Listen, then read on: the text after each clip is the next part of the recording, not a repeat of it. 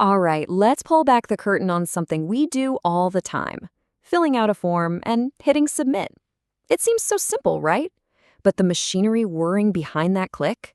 Well, that's pretty much the foundation of the entire interactive web. Yep, you've seen this a million times. Contact info here, product order there, credit card details over here. I mean, this is the workhorse of the internet, isn't it? We just fill these things out, click a button, and kind of send our data off into the void without really thinking about it. So what actually happens in that split second after you click? I mean, where does that information physically go? And how does some server somewhere make sense of it all and send you something back? That's the exact journey we're going to follow. Okay, so our journey starts right where you'd expect, with the form itself. Before any data can be sent, someone, a developer, has to actually build the thing you're going to type into. And that's done with just plain old HTML. The main player here is the form tag.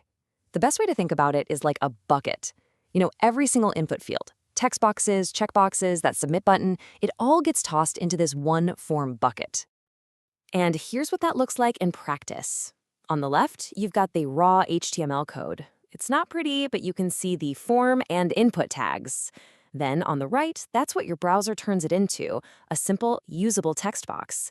It's a direct translation from code to what you see and interact with. And really, these are the classic Lego bricks of the web. Just this small handful of elements builds pretty much every form you've ever used. You've got your basic text input, your little checkboxes for yes, no, radio buttons for picking just one option, and of course, the big one, the submit button that gets the whole process started.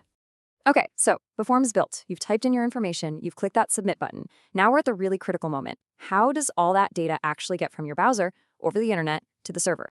Well, there are basically two main ways this happens: get and post. Think of get like a postcard. It just tacks all the data onto the end of the URL itself. Anyone can see it, which makes it great for things like search queries that you might want to bookmark. Post, on the other hand, is like a sealed envelope. It bundles up all the data and puts it inside the request itself, where it's not visible in the URL. You absolutely need this for anything sensitive like logins or credit card numbers. And here's a perfect real-world example of a GET request.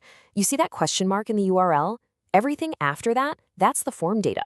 The server knows that the field name is P, and the value you typed in was bicycle tours. It's all just sitting there, right out in the open for anyone to see. So the data makes it to the server. Now what? I mean, the web server software itself, like Apache or Nginx, it has no idea what to do with your name or your search query. It's just a glorified file server. It needs to hand that data off to a program that can do something smart with it, and that handoff, that's where the Common Gateway Interface, or CGI, comes in. Right, and this is the absolute core concept, CGI. Now, it's really important to get this straight. CGI is not a programming language. You don't write in CGI. It's a standard. It's a protocol. Think of it as a set of rules for how the web server can execute some other program and pass it data. It's the universal translator that allowed web servers to become more than just file cabinets. This whole flowchart really maps out the entire journey. Look, it starts with your browser sending the request. It hits the web server. The server then uses CGI as the gateway to run an external script and hand off the data. That script does its thing, maybe it talks to a database, maybe it does some calculations, and then it generates a result.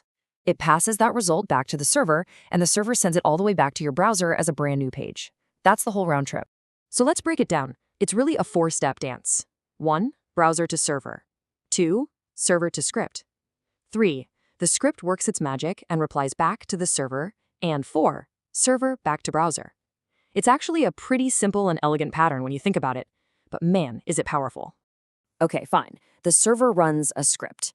But how does that script know anything? How does it know what data you submitted? How does it know your IP address or what browser you're using? It's like the script is being woken up from a deep sleep and needs to be told what's going on. It needs a briefing, and that briefing comes in a very specific format, something called environment variables. Basically, right before the server runs your script, it creates a bunch of special variables and just makes them available to the script. It's the standard, official way the server passes all that crucial context to the program it's about to execute. The memo analogy is perfect, actually. And this is what that memo looks like. It's a list of key value pairs. It has all the goods: the server software, your IP address, what browser you're on, and of course, the most important stuff, like the data that came from the form. And here are some of the most important headlines from that memo. The script needs to ask, was this a GET or a POST? The request method variable tells it. If it was a GET, where's the data? That's in the query string. Who sent this request? The remote ADR has their IP. See? The script gets all the context it needs to get to work. All right, so the script has the data, it has the context, it's done whatever it needs to do. Now for the final leg of the journey. It has to generate a response and send it back up the chain. But it can't just start spitting out HTML. Nope. It has to follow the rules of the road, the CGI protocol. And the very first rule is you must start with a header. The most important one is this content type header. It's basically the script yelling back to the server, hey, what's coming next is a web page. Get ready to send it to the browser. And boom, here we close the loop perfectly. On the left, a user checks 2 boxes, own a car and have a college degree. They hit submit. That data goes on the whole journey we've been talking about. And what comes back on the right is the dynamic response. The script looked at the data, saw only those 2 items were checked, and built a brand new page from scratch that lists only car equals yes and degree equals yes. That's it. Mission accomplished. You know, when you boil it all down, this simple pattern, receive data, process it, and respond with something new, that's the whole game. That is the fundamental engine that turned the web from just a bunch of linked static documents into the dynamic, interactive thing we can't live without today. Now, obviously, things are way more complex today, but that core idea of a gateway, a standard way for a web server to hand off a request to some other piece of code, that idea is absolutely still with us. So it leaves you with a really interesting question, right? How have all our modern frameworks, things like Node.js, Django, Ruby on Rails, how have they taken this basic foundational pattern laid down by CGI and just built on top of it to create the web we use today?